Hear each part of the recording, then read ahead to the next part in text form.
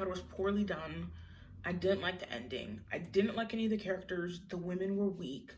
The analogies were weird. The writing was subpar. Hey guys, welcome back to Lulu's Library.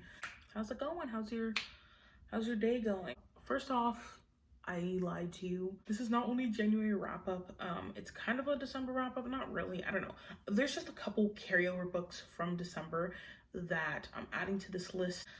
I'm always behind on the books that I read and like have not talked about. So yeah, that's just that. There's gonna be a couple carryover books, but hope that's not too much of a shock for you guys. I read some interesting books. I definitely have some interesting topics and stuff here. And I'm interested to hear anybody else's opinion, if anybody has read these, or if you haven't read these, or if you want to, or something, or you know about the subject matter, or whatever. Okay, so the first book that I want to talk about is If I Had Your Face by Frances Chaw. So I was really excited to pick this one up. It's a new release. It dropped in 2020, which, wow.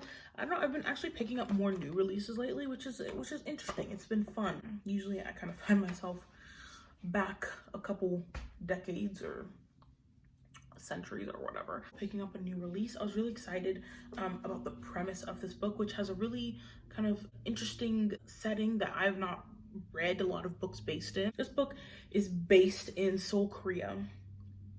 And what really kind of pulled me into picking this up was the kind of interesting subject matters that this was advertised or as kind of hitting on, including the super kind of harsh and toxic beauty culture of Korea, which is, you know, there's always a beauty standard and beauty culture, of course, everywhere around the world, but it seems especially harsh and kind of cutthroat in Korea. And this also was going to touch on the boy band obsession, kind of like the parasocial relationships that they have with these really big bands, and then also about the suicide rate, which I did not know. South Korea has one of the lowest birth rates and highest suicide rates in the entire world. Did not know that. And I also did not know 1 in 3 women in their 20s have literally sliced pieces of their faces or bodies in order to fit into this beauty standard. And I was like, yes, I'm so interested to see the exploration of this world that I really don't know much about. And I was disappointed. So this book, it follows mainly 4 women, okay? And they all have their own perspectives. Now, I really do not mind multiple POV books, even though I don't really feel like it's a preference for me. I rather have one point of view, but I don't mind it if it's done well. One that comes to mind is The Poisonwood Bible by Barbara Kingsolver. I think to date is like the best multiple perspective book that I've ever read, just because she was so good at making distinct voices that I didn't even have to read like the header of the title. I could just start reading and immediately know who was talking. And it was the opposite, unfortunately, with Frances Chaw. Their voices were basically unidentifiable, and I cannot tell one voice from the other. They all were basically like exactly the same for me. Like literally more than halfway through the book, I would be confused, like, oh wait, is this so-and-so or is this so-and-so? Like I would be able to flipping back to figure out who was talking, because they were so close to each other that they were just unidentifiable. And the exploration of these very kind of dark, interesting topics was extremely surface level and did not really go past the very basic, I want to be pretty and I'm gonna do whatever it takes and get surgery to do that. And I kind of wanted like a little bit more like in-depth discussion about those things, and like the boy band parasocial like celebrity relationship thing was very like, I'm obsessed with them. And I was like, oh, okay, like, yeah, you know what I'm saying? It was an open, kind of like one of those open-ended endings, which I don't mind at all. I like ambiguous endings actually. But for just this book specifically, and already the kind of muddled story for me and the characters that weren't very strong or memorable, it was just a disappointment, especially when I get to the end and I kind of don't know exactly what happens with all of them. And I know a lot of people really did enjoy this book. It just, I wasn't one of them. So let's talk about this guy. So this is the most recent of all of these books that I finished, and I read Black Book by Mateo Askaripour. I really did not like Black Book. This book was kind of a mess to me. I really wanted to like it, especially because it's by a Black author, and especially because it focuses on Black characters, and it's a very interesting setting, which is like Black people's place in these kind of very predominantly white like tech startups. It was compared to Sorry to Bother You, which is a great movie. And fun fact, I knew the guy who did the soundtrack for that movie.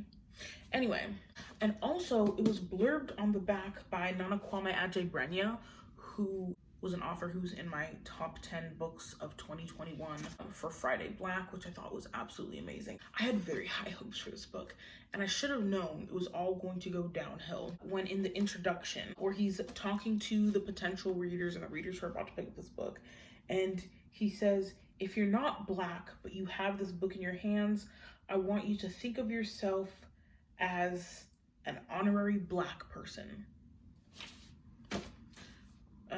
I do not know what on God's green earth that means, but it just already kind of started rubbing me the wrong way, and this book continued to rub me the wrong way until it ended very poorly, in my opinion. This book is about a young Black guy who works at Starbucks and then gets this opportunity to work in the kind of higher ups of this, you know, prestigious kind of tech company with, you know, a whole bunch of white people. And it's supposed to be kind of about his perilous journey through this world of, you know, this, like I said, predominantly white tech startup life, and kind of like the microaggressions that he faces and the challenges that he faces in this space.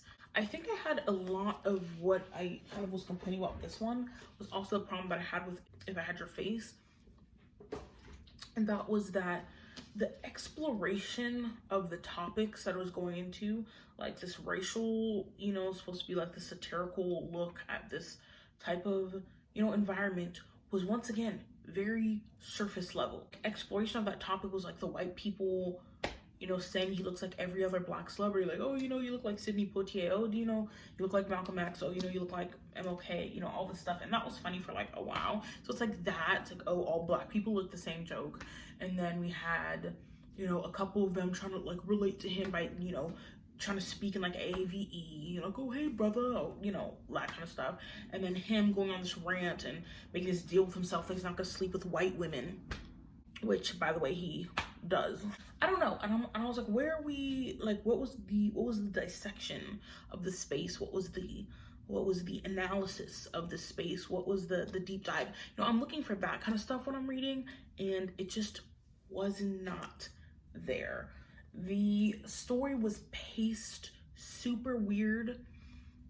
There was a lot of big jumps in time that were kind of just annoying. The writing was, oh, I'm sorry, Mateo. I do want to get on here and support like Black authors, but if I didn't like it, I didn't like it, and that's just gonna be the tea. The writing was not very good in my opinion. It was very kind of basic. It was a little gimmicky. He had a lot of like breaking the fourth wall. Stop in the middle of the text with this like dark, bold text that says like dear reader, or like addressing the reader. I love stuff that breaks the fourth wall. I find it fun, and somehow Mateo managed to make it like not fun at all and kind of just irritating. Did not like the breaks. They were never important. A lot of them were very short and just took me out of the book. I never forgot I was reading while I was reading this book. I was just very aware of it the whole time, and I think the little fourth wall breaks, which usually do it for me, just aided in me just being further away from the story in this text that was already kind of weak for me to begin with. There's a lot of cussing. There was a lot of the use of the N-word, which is like, you know, I didn't expect the N-word not to be in here. It was just like, for certain characters, it was like, we got it. And I happen to be one of those Black people who think we should retire the N-word altogether. I don't believe in it. I know there's this very, very much this narrative of reclaiming it and all of that. That's a topic for another video, but I think we should get rid of it. I'm not down with it. I don't say it. I don't like it. The ending was really annoying. I'm already a person who's not interested in corporate America. I know my thoughts on it and I'm kind of done, but I am interested in like the Black people's like relation to that space and other humans' relation to that space and like its effect on us and all that type of stuff. So when half of his book, his motivation is like being like die hard for this kind of like cult like company that he's joined with not really a lot of good reason to be, I didn't really see why he was so loyal to this company. Okay, I'm just going on a very messy rant about this book, but basically I thought it was poorly done. I didn't like the ending. I didn't like any of the characters. The women were weak. The analogies were weird. The writing was subpar. And the exploration was surface level. And I'm sorry. I didn't like Black Buck. I gave it 1.5 out of 5 stars. I'm sorry. I really am. Let's talk about this one. Okay, so I read this one I tabbed a lot, surprisingly, but I read The Lost for Words Bookshop by Stephanie Butland. It was kind of like a different read for me. I picked it up initially because I wanted something like light, which, I usually don't like light. I like more tumultuous stuff, but I wanted to read something that was like fun. And this was about, a young woman who like lives in a small little town and she works at a bookshop and she like rides her bike to work. So I was like, I'll just join her. I love bookshops. I think they're so romantic. Oh, I love this book so much more than just as like a light little read. I loved it. So we follow this character who, like I said, is this young 20-something who works in a little bookshop, and she lives in a small little town, and there's like this little kind of like quirky cast of characters type of thing and love interest, and there's also other layers to the story that I was not expecting. So she kind of has like some tumultuous family life secret stuff that she's kind of been hiding and not really sharing a lot with the people around her about her past. So it's kind of like part mystery. We're trying to figure out what exactly happened in her life, that she's kind of reclusive and kind of closed off. The thing that really surprised me about this book is that while it was like in the vein of what I wanted when I initially picked it up, which is like a cute, fun, light read, it also dealt with like some serious topics, like pretty serious topics that I kind of was not expecting from this book, but did it in a way that it felt like important and interesting, but also not bogging down the rest of like the whimsicality of the story, if you know what I'm saying, which I initially went to this book for, which is I wanted to be like delighted, which is not really a feeling that I go for when picking up books. And I really, really liked it. She said a lot of like interesting, funny observations, which I tabbed a lot in here. I like really related to this main character, and when I finished this book, I felt good, like, and like kind of like, uplifted, which is not a feeling that I walk away with when I read like the bulk of the stuff that I decide to read. It's just not a feeling that I walk away with most of the time. So when I finished this book, even though it dealt with some serious topics, I felt like I said, delighted. And for that reason alone, this book is like endeared to me, and it was really nice. There's lots of like literary references in here. It was just fun. It was fun to relate to her references and to go around town with her and to kind of, go through her romantic journeys with her. It was just fun. It was just fun, and I liked it. And I walked away not feeling like I wanted to gut myself with a knife wrapped in barbed wire, which is sometimes how I feel. And I love this. Thank you, Stephanie Butland. Thank you for like taking me on this little journey. The Lost for Words Bookshop, y'all. So the next book I want to talk about, oh my god, y'all, I finally picked up some Octavia Butler. I've been saying I'm gonna read Octavia Butler for a billion zillion years, and I finally got my life together and I finally picked her up, and I read her most famous novel, I think, or one of her most famous novels, and that is Kindred. And oh, guys, if anyone else has read Kindred, I want to discuss this with somebody. I don't know, I need to find like a forum or something to discuss this, or some articles, some analysis, because I have a lot of mixed feelings about this book. I mean, Octavia Butler, she's still the baddest, and I will be continuing reading more of her work, but this one kind of left me with a little bit, like a couple question marks in a couple places, and I'm kind of interested in other people's opinions.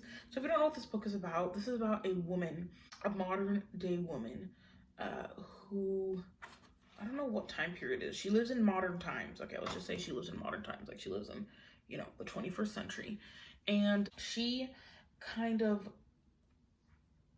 figures out she can time travel involuntarily, and she keeps getting pulled back into the 1800s, to the antebellum South during slavery, to a couple of people who are involved in her like lineage. Okay, what bothered me was a couple of like, she's primarily involved with this one ancestor of hers who is a white man, a white boy, a white man, as the story progresses, who is, you know, part of her lineage. And her relationship with him was mostly, I feel like, the center of what confused me about this book. Now, upon finishing it, that's why I said I feel like I need to read analysis of this or something. I'm leaning towards this was supposed to be about how like the oppression of slavery leads to complacency within a person.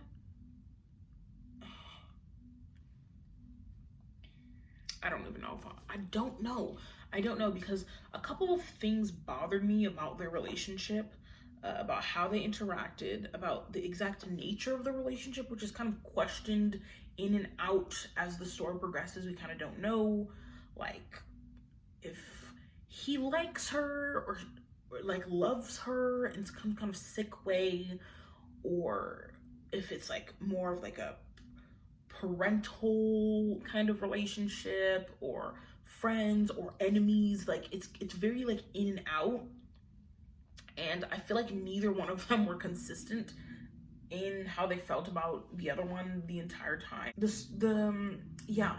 I'm doing like a very horrible job of explaining this book. I feel like maybe I should do a separate video on this book, just talking about it, and maybe like attract some other people to discuss it with me in the comments. I also felt like the writing was very utilitarian.